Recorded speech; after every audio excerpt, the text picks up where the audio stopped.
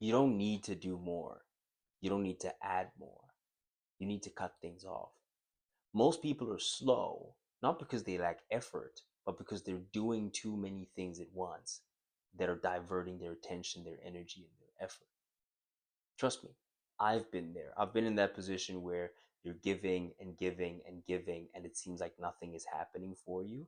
And I found that the shift for me, the unlock for me, is not when I added things that may be more productive, but when I removed things that gave me back my time and allowed me to reinvest that time in the things that I really cared about. So in this video, you're going to get 5 things you need to cut if you actually want to move faster. Because progress loves speed.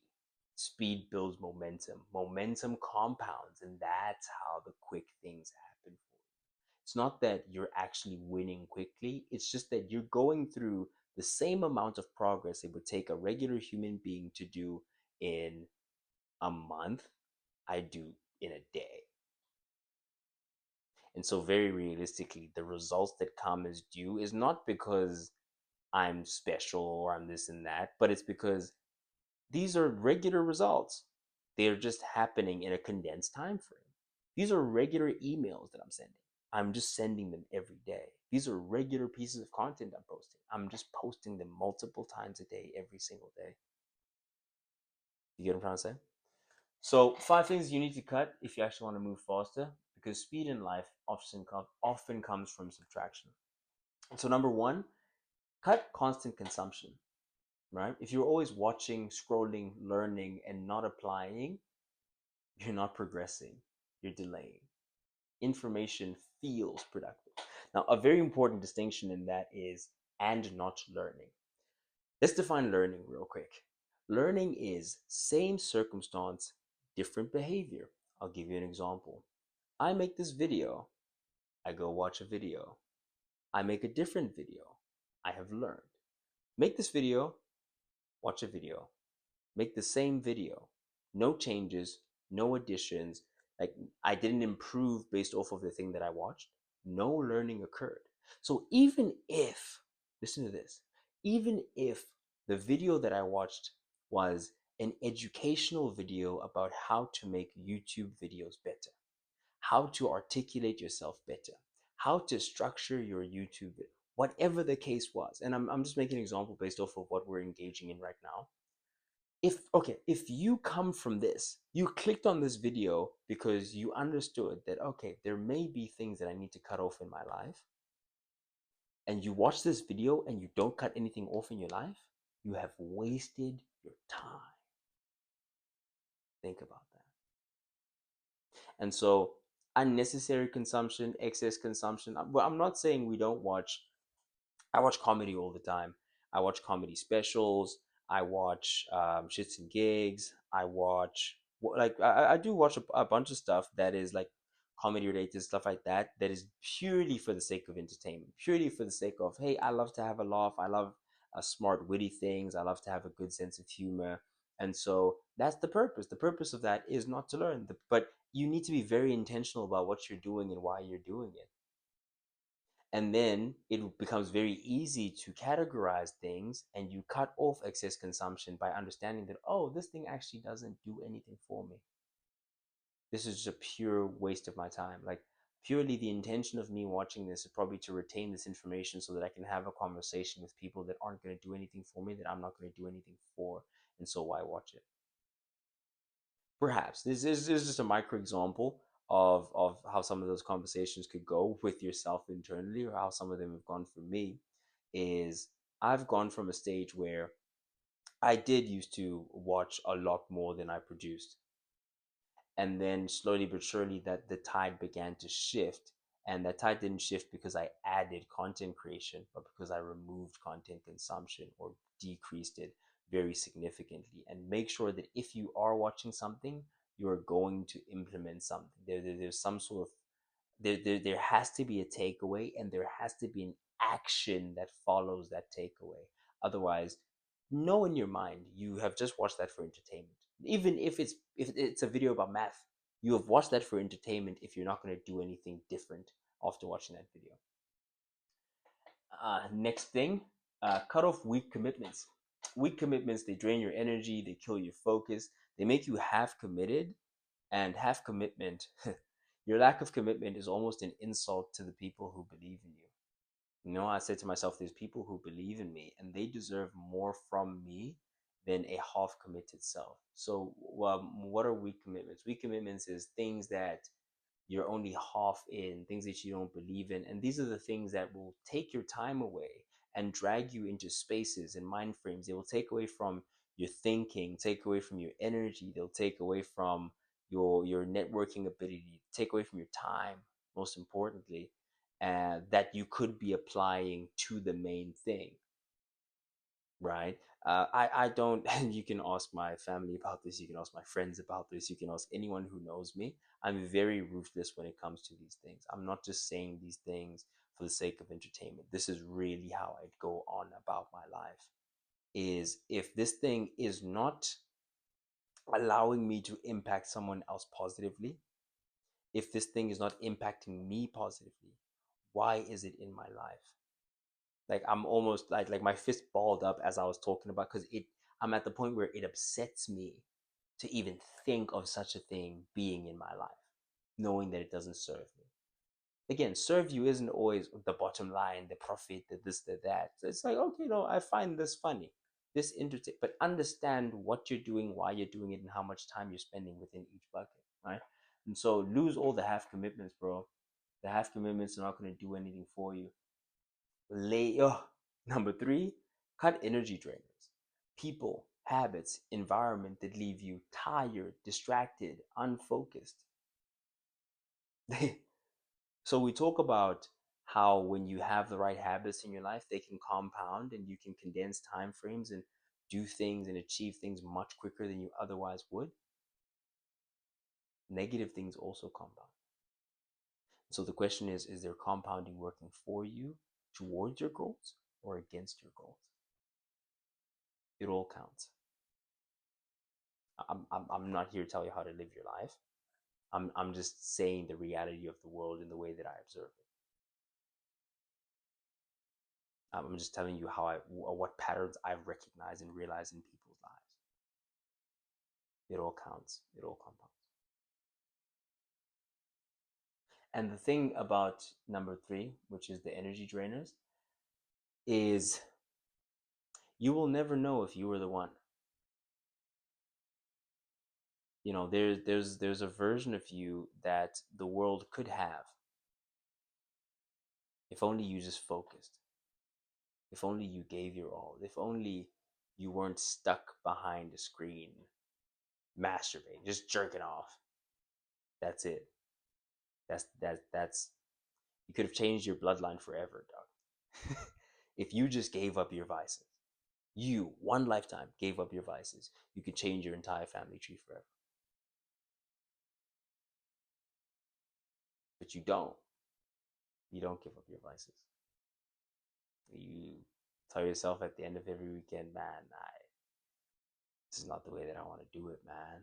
It's not how I want to live.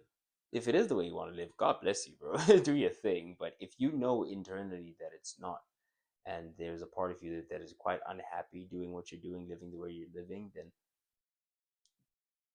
take my 2 cents. No porn, no women, no alcohol. Like, and it's been that way for at least 6 to 8 months at this point. Happiest I've ever been, man. Highest level of energy. Like doors are just opening for me left, right, center. Like my body, bro. I'm pushing weight. I'm looking great. Feeling fantastic. I stretch. I journal. I'm a journaling nigga now. I feel like I go to meetings. They like I'm like really moving the way that I would like to, that I would prefer, and condensing the time frames once more because I have that time, that energy, that mental bandwidth that I took from the things that were robbing me of who I wanted to be, and I reinvested them in the things that are in alignment with who I see myself as. And the question becomes, why practice who you're not going to be? Why practice who you don't want to be? If you know that, oh no, I'm, you know what, I'm eventually going to get out of this and I'm going to be focused on, well, don't you want to give yourself a nice head start on that and not teach yourself to do the thing that you don't want to do, not reinforce the behaviors you don't want to have as long-term fixtures in your life? 2 cents. All it's worth. Number four, cut perfection, bro. Done beats perfect every time. That's the thing for me. Done beats perfect every time. And you learn more from trying, failing, adjusting, and going again than you ever will from the preparation to begin with, because you don't know what you don't know. What you learn when you try is what you don't know. And so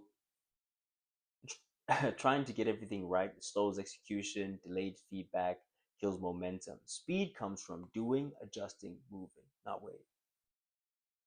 Real. Doing, adjusting, moving. You gain a lot more. You don't understand how much more you gain from your first phone call versus your first 50 books reading about sales. And trust me, I read the books. I read the books and I was like, there's no way, bro. I've read so many books on this. There's nothing that the world could possibly throw at me that I wouldn't be ready for. You hop on a call and the customer simply doesn't need what you're selling. Oh shit. Because your assumption is always, listen, especially as a good salesperson, your assumption is, okay, I'm going to be talking to people that need this thing, and I'm not going to try and convince them of anything. At least my sales style, I don't want to convince you of anything. I don't want you to buy anything that you don't need or want, right? In fact, I don't even sell it to you if you want it.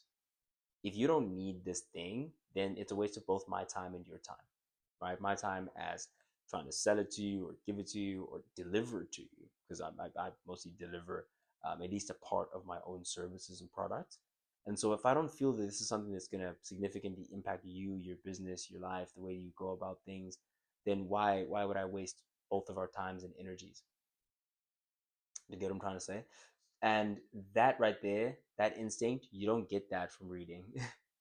You get that from being there, being in there, experiencing those things. So done beats perfect every time, man. Perfection, throw perfection out the window.